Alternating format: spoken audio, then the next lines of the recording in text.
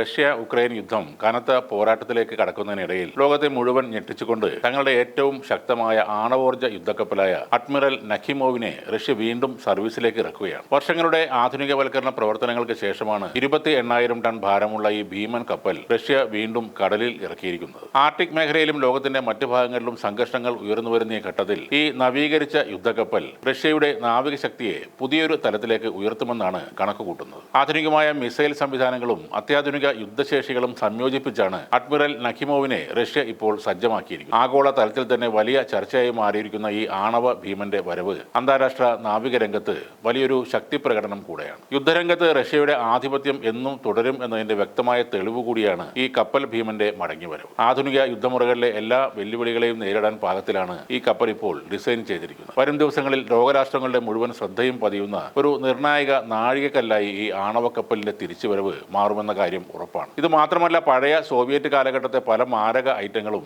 Russia ഇപ്പോൾ പുറത്തെടുക്കുന്നുണ്ട്. Russia Ukraine യുദ്ധം തുടരുമ്പോൾ ഉക്രൈനിലെ ഒറീഖോ നഗരത്തിൽ 3 ടൺ ഭാരമുള്ള ഭീമൻ ഗ്ലൈഡ് ബോംബ് പതിച്ച് വലിയ നാശനഷ്ടം വിതയ്ക്കുന്ന ദൃശ്യങ്ങൾ അടുത്തിടെ റഷ്യ പുറത്തുവിട്ടിരുന്നു. മുൻപ് സോവിയറ്റ് യൂണിയന്റെ കാലഘട്ടത്തിൽ നിർമ്മിക്കപ്പെട്ട മാരക പ്രഹരശേഷിയുള്ള കനത്ത ബോംബുകളുടെ പരമ്പരയിൽപ്പെട്ടതാണ് ഫാബ് 3000. നിലവിൽ ഉക്രൈൻ അധിനിവേശത്തിനായി റഷ്യൻ സൈന്യം ഇത് വലിയ തോതിൽ നവീകരിച്ച് ഉപയോഗിച്ചു വരികയാണ്. ഉക്രൈന്റെ വ്യോമപ്രതിരോധ റഡാറുകളുടെ പരിധിക്ക് പുറത്ത് കിലോമീറ്ററുകൾ അകലെയുള്ള സുരക്ഷിത സ്ഥാനത്ത് നിന്നും റഷ്യൻ യുദ്ധവിമാനങ്ങൾക്ക് ഈ ബോംബുകൾ വർഷിക്കാൻ സാധിക്കും. അമേരിക്കൻ തിങ്ക് ടാങ്കായ ഫൗണ്ടേഷൻ ഫോർ ഡിഫൻസ് ഓഫ് ഡെമോക്രസിയുടെ റിപ്പോർട്ടുകൾ പ്രകാരം ഈ വിമാനത്തിൽ നിന്നും റിലീസ് ചെയ്ത ശേഷം ലക്ഷ്യസ്ഥാനത്തേക്ക് കൃത്യതയോടെ ദീർഘദൂരം സഞ്ചരിക്കാൻ സഹായിക്കുന്ന UMPK ഗ്ലൈഡർ കിറ്റുകളാണ് ഈ ബോംബിൽ ഘടിപ്പിച്ചിരിക്കുന്നത്. പഴയ സോവിയറ്റ് കാലഘട്ടത്തിലെ ഗൈഡഡ് അല്ലാത്ത സാധാരണ ബോംബുകൾക്ക് അത്യാധുനിക സാങ്കേതിക വിദ്യ നൽകി റഷ്യ യുദ്ധതന്ത്രങ്ങൾ അടുത്ത ഘട്ടത്തിലേക്ക് വ്യാപിപ്പിച്ചിരിക്കുകയാണ്. മുൻകാലങ്ങളിൽ ഇത്തരം ഭീമൻ ബോംബുകൾ പ്രയോഗിക്കാൻ വിമാനത്തിൽ ലക്ഷ്യസ്ഥാനത്തിന് തൊട്ട് മുകളിൽ വരെ പറന്ന് ചെല്ലേണ്ട അവസ്ഥയായിരുന്നു. അതുകൊണ്ട് തന്നെ ഉക്രൈന്റെ വ്യോമപ്രതിരോധ സംവിധാനങ്ങൾക്ക് മുന്നിൽ ഈ ദൗത്യം പരാജയപ്പെടുകയും ചെയ്തിരുന്നു. ഈ പരിമിതിയെ മറികടക്കാൻ റഷ്യ ഇപ്പോൾ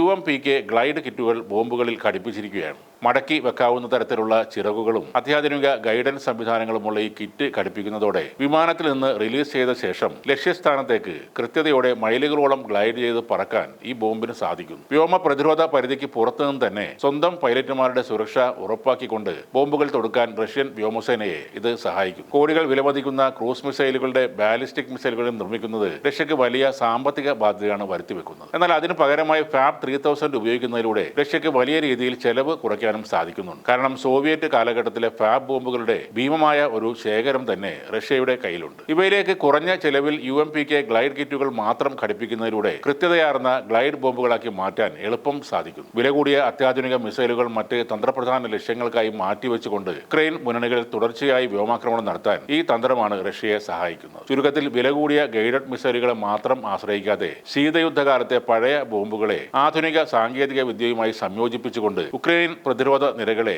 കിലോമീറ്ററുകൾ അകലെ നിന്ന് തകർക്കുക എന്ന റഷ്യയുടെ പുതിയ തന്ത്രപരമായ സൈനിക നീക്കമാണ് ഇപ്പോൾ വിജയം കാണുന്നത്.